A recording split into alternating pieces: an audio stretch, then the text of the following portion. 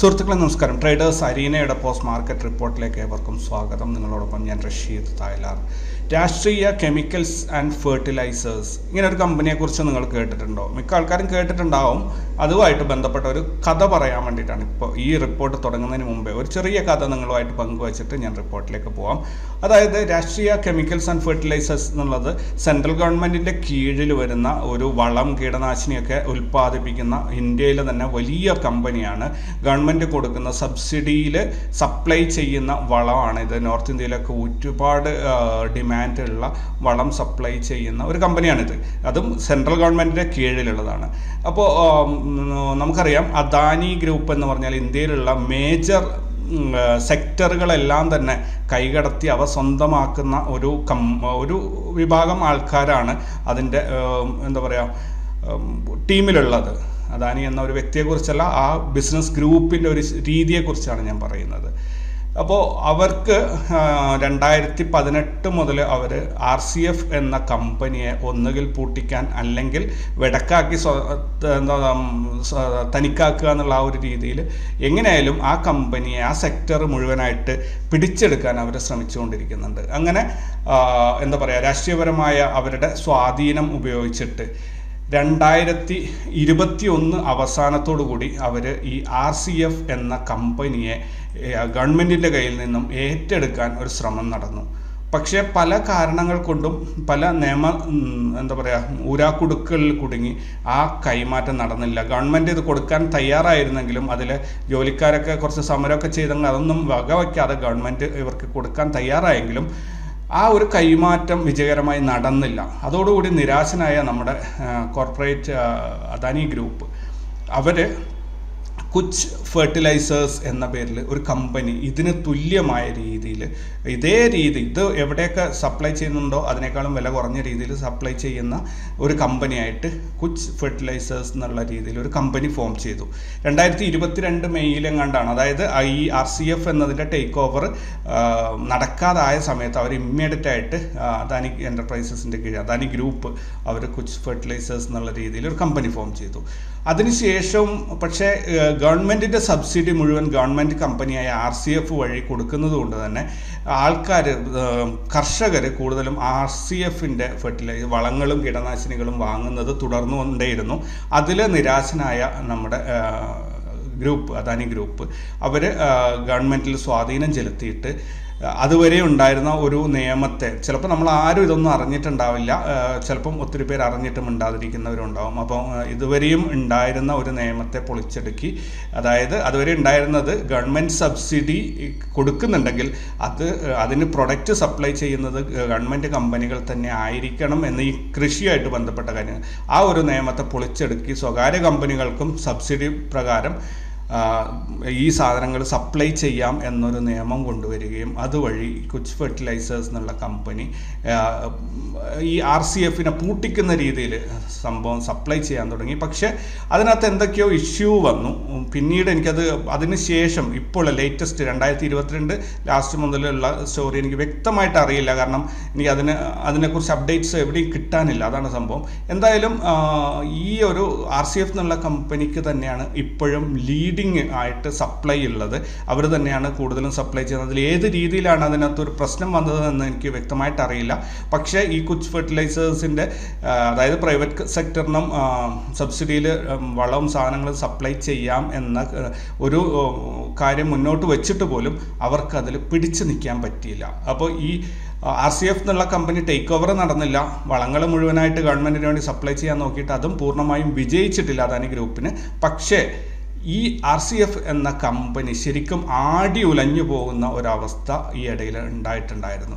അപ്പോൾ അതിൻ്റെ stock price നന്നായിട്ട് ഇടിഞ്ഞ് താഴെ എത്തി. ഒരു കാലത്ത് 2020 മുമ്പൊക്കെ ഞാൻ ഈ സ്റ്റോക്കിൽ ഇൻവെസ്റ്റ് ചെയ്തിട്ടുണ്ടായിരുന്നു. ആ കാലത്തൊക്കെ ഡിവിഡൻഡ് കൊടുത്തുകൊണ്ടിരുന്ന ഒരു കമ്പനിയാണിത്. വളരെ നല്ലൊരു കമ്പനി, സെൻട്രൽ ഗവൺമെൻറ്റിൻ്റെ കമ്പനിയാണ്. വലിയ ഗ്രോത്ത് ഒന്നും ഉണ്ടാവില്ല. ഞാൻ 30 രൂപയിൽ ഇൻവെസ്റ്റ് ചെയ്തിട്ട് 53 രൂപയിലെങ്ങാണ്ട് സെൽ ഓഫ് ചെയ്ത എനിക്ക് ഓർമ്മയുണ്ട്.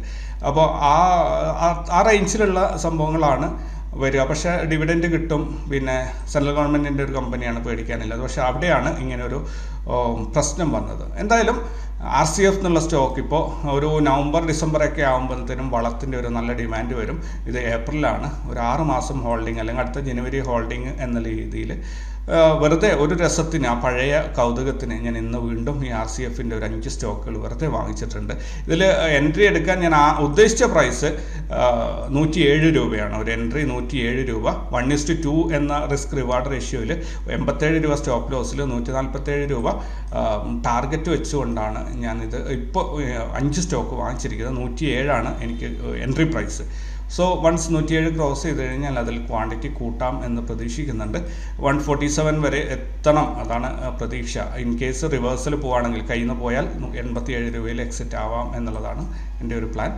സോ നിങ്ങൾ ട്രേഡ് എടുക്കാൻ വേണ്ടിയല്ല ഞാനിത് പറയുന്നത്. നിങ്ങൾക്ക് താല്പര്യമുണ്ടെങ്കിൽ നിങ്ങളുടേതായ രീതിയിൽ പഠിച്ചിട്ട് ചെയ്തോളുക.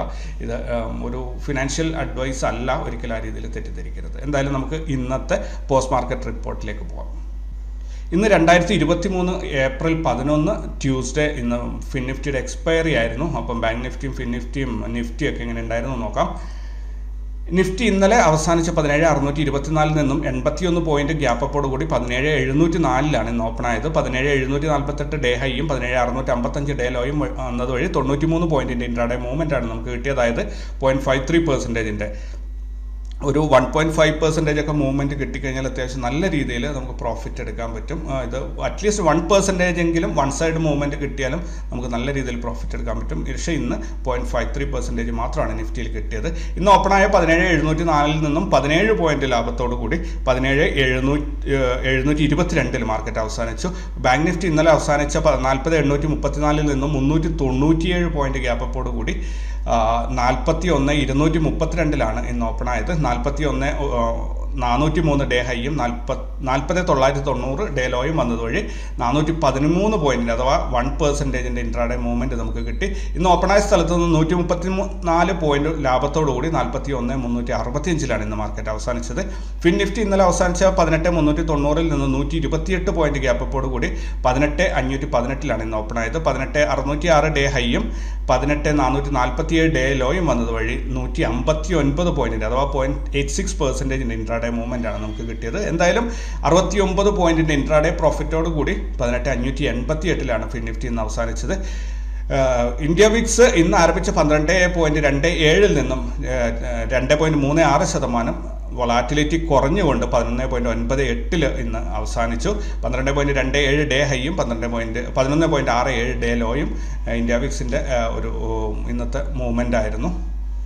ഇനി പ്രധാനപ്പെട്ട സ്റ്റോക്കുകൾ ഫിൻ നിഫ്റ്റി, ബാങ്ക് നിഫ്റ്റി, അതേപോലെ നിഫ്റ്റി, ഇത് മൂന്നും ഷെയർ ചെയ്യുന്ന പ്രധാനപ്പെട്ട 70 സ്റ്റോക്കുകളിൽ നിന്നും നമുക്ക് ഏതാണ് നല്ല മൂവ്മെൻറ്റ് കിട്ടിയത് നോക്കാം. എന്തായാലും എല്ലാ സ്റ്റോക്കുകളും സ്ക്രീനർ കാണിച്ചിട്ടുള്ള എല്ലാ സ്റ്റോക്കുകളും 2% കൂടുതൽ അപ്പ് മൂവ്മെൻ്റ് ആണ് തന്നിട്ടുള്ളത്. Tata steel, Kotak bank, JSW steel, IEX, Eicher Motors, bank of Baroda, Bajaj auto, ഇത്രയും സ്റ്റോക്കുകൾ 2% കൂടുതൽ ഇൻട്രാഡേ മൂവ്മെൻറ്റ് തന്നിട്ടുണ്ട്, പ്രോഫിറ്റ് തന്നിട്ടുണ്ട്. ഇനി ഇൻസ്റ്റിറ്റ്യൂഷണൽ ആക്ടിവിറ്റീസ് നോക്കാം. ഫോറിൻ ഇൻസ്റ്റിറ്റ്യൂഷൻ ഇൻവെസ്റ്റേഴ്സ് 6,932 കോടിയുടെ ബൈങ്ങും 6,589 കോടിയുടെ സെല്ലിംഗ് നടത്തിയത് വഴി 343 കോടിയുടെ നെറ്റ് ബൈങ് ആണ് അവരുടെ ഭാഗത്തു നിന്നുണ്ടായത്. ഡൊമസ്റ്റിക് ഇൻസ്റ്റിറ്റ്യൂഷൻ ഇൻവെസ്റ്റേഴ്സ് 7,787 കോടിയുടെ ബൈങ്ങും 8,051 കോടിയുടെ സെല്ലിംഗ് നടത്തിയത് വഴി 264 കോടിയുടെ നെറ്റ് സെല്ലിംഗ് ആണ് അവരുടെ ഭാഗത്തു നിന്നുണ്ടായത്. എന്തായാലും ഓൾ ടുഗദർ 79 കോടി രൂപയുടെ നിക്ഷേപം മാർക്കറ്റിലേക്ക് എത്തിയതായിട്ടാണ് നമുക്ക് കാണാൻ സാധിക്കുന്നത്.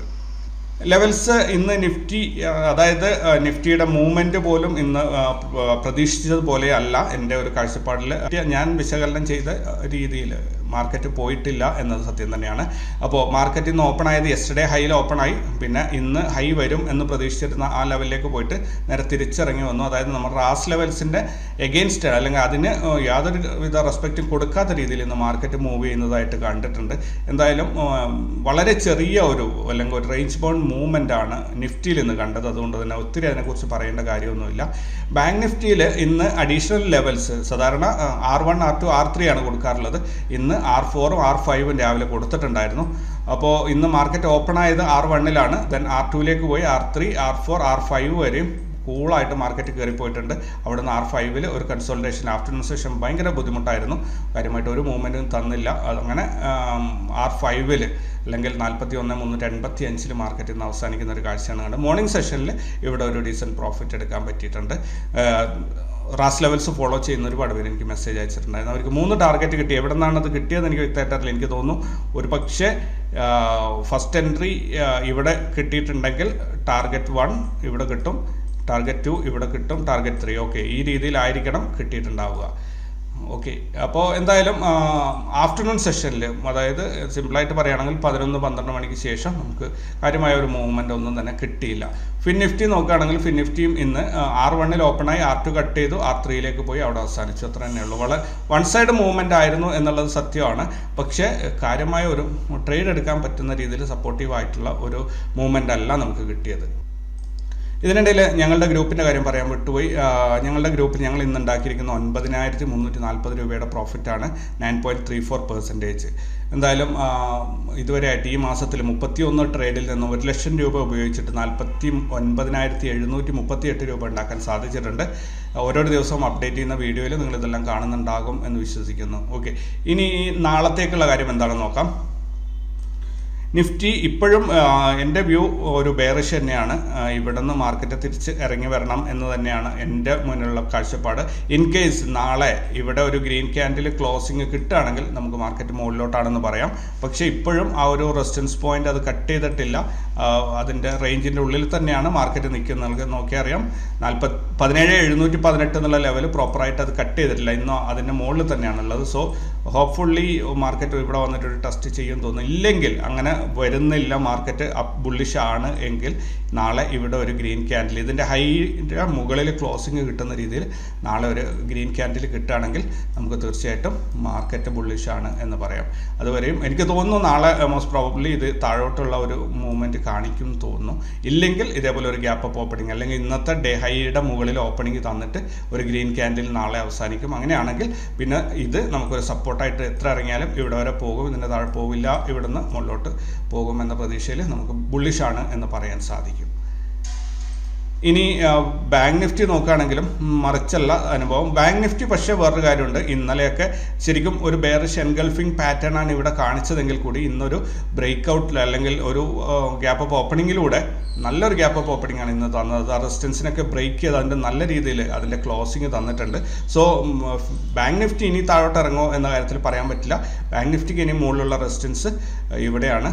അപ്പോൾ ഇതിൽ 42,112 ബാങ്ക് നിഫ്റ്റി ഇനി പ്രതീക്ഷിക്കുന്ന ഒരു ലെവൽ. ഇൻ കേസ് ചില സമയത്ത് ഇവിടെ ഒരു പുൾ ബാക്ക് വന്നിട്ട് ഇവിടെ ഒരു റീടെസ്റ്റ് ചെയ്യും. ഒരു റെസിസ്റ്റൻസ് ക്രോസ് ചെയ്ത് കഴിഞ്ഞാൽ അവിടെ ഒരു റീടെസ്റ്റിംഗ് വരും. റീടെസ്റ്റിംഗ് വന്നിട്ട് റീടെസ്റ്റിംഗ് വരുന്നത് 41,141 ടെസ്റ്റ് ചെയ്തിട്ട് വീണ്ടും മുകളിലോട്ട് കയറി പോകാൻ സാധ്യതയുണ്ട്. സോ ബാങ്ക് നിഫ്റ്റിയുടേത് നമുക്ക് വലിയ ഒരു കുഴപ്പമായിട്ട് തോന്നുന്നില്ല. അത് മുകളിലോട്ട് കയറി പോകുന്ന പര്യാപ്തമായ രീതിയിൽ തന്നെയാണ് ടെക്നിക്കലി സിഗ്നൽസ് തരുന്നത്. ഫിൻ നിഫ്റ്റി ആണെങ്കിൽ ഇതേപോലെ തന്നെയാണ്. ബാങ്ക് നിഫ്റ്റിയുടെ ഒരു ഡിറ്റോയാണ് ഫിൻ നിഫ്റ്റിയിൽ വരുന്നത്.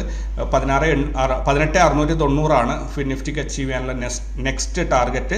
അതിൻ്റെ മുകളിൽ, അതായത് ഇതാ ഈ ഒരു ക്യാൻഡിൽ നിങ്ങൾക്ക് കാണുന്നുണ്ടാവും 18,737 അതാണ് ഹൈ വന്നിരിക്കുന്നത്. അതിൻ്റെ മുകളിൽ ഒരു ഗ്രീൻ ക്യാൻഡിൽ വന്നു കഴിഞ്ഞാൽ ഫിൻ നിഫ്റ്റി ബുള്ളിഷാണ് എന്ന് നമുക്ക് ഉറപ്പിക്കാം. ഇനി നമുക്ക് ബാങ്ക് നിഫ്റ്റിയിലേക്ക് പോവുകയാണെങ്കിൽ ബാങ്ക് നിഫ്റ്റിയിൽ നമുക്ക് ലോവർ സൈഡ് വരികയാണെങ്കിൽ 40,317 ഇനിയുള്ള ഒരു സപ്പോർട്ട്. താഴോട്ട് പോവുകയാണെങ്കിൽ ഇൻ കേസ്, അല്ലെങ്കിൽ മുകളിലോട്ടാണെങ്കിൽ 42,112 സപ്പോർട്ട്. നിഫ്റ്റി ആണെങ്കിൽ നിഫ്റ്റിയിൽ മോസ്റ്റ് പ്രോബബ്ലി എനിക്ക് തോന്നുന്നു 17,718 എന്ന ഇപ്പോഴുള്ള ഈ ഒരു ലെവലിൽ നിന്നും 17,487 എന്ന ലെവലിലേക്ക് ഇറങ്ങി വരാനാണ് സാധ്യത. ഇൻ കേസ് ഞാൻ പറഞ്ഞത് തെറ്റിയാലും എന്ത് തന്നെയായാലും മുകളിലോട്ട് പോവുകയാണെങ്കിൽ 17,955 വരെ അതിന് റേഞ്ച് ഉണ്ട്, അല്ലെങ്കിൽ താഴോട്ട്. നാളെ പ്രോപ്പർലി ഇവിടെ ഒരു ഗ്രീൻ ക്യാൻഡിൽ തരികയാണെങ്കിൽ നമുക്ക് പിന്നീട് 17,955 എന്ന ലെവലിന് വേണ്ടി കാത്തിരിക്കാം. മാർക്കറ്റ് ബുള്ളിഷാണെന്ന് പറയാം. അതുവരെയും കൃത്യമായ ഒരു പ്രവചനം ഇപ്പോൾ സാധ്യമല്ല. ഇന്നലെ പറഞ്ഞതുപോലെ കൃത്യമായിട്ട് ഒരു കട്ടൻ സ്ട്രൈറ്റ് ആയിട്ട് ഇപ്പോൾ പറയാൻ പറ്റില്ല. പക്ഷേ നിഫ്റ്റിയുടെ സിഗ്നൽ പ്രകാരം നാളെ നിഫ്റ്റി ഒരു ബെയറിഷ് ആയിരിക്കും എന്ന് തോന്നുന്നു. അല്ലെങ്കിൽ നാളെ ഒരു ഗ്രീൻ ക്യാൻഡിൽ ഇന്നത്തെ ഡേ ഹൈയുടെ മുകളിൽ ഗ്രീൻ ക്യാൻഡിൽ ക്ലോസിങ് കിട്ടണം. എന്തായാലും നാളത്തെ കാര്യങ്ങൾ നമുക്ക് നാളെ കാണാം. അപ്പോൾ പുതിയൊരു വീഡിയോ ആയിട്ട് നാളെ കണ്ടുമുട്ടാം. Thank you very much.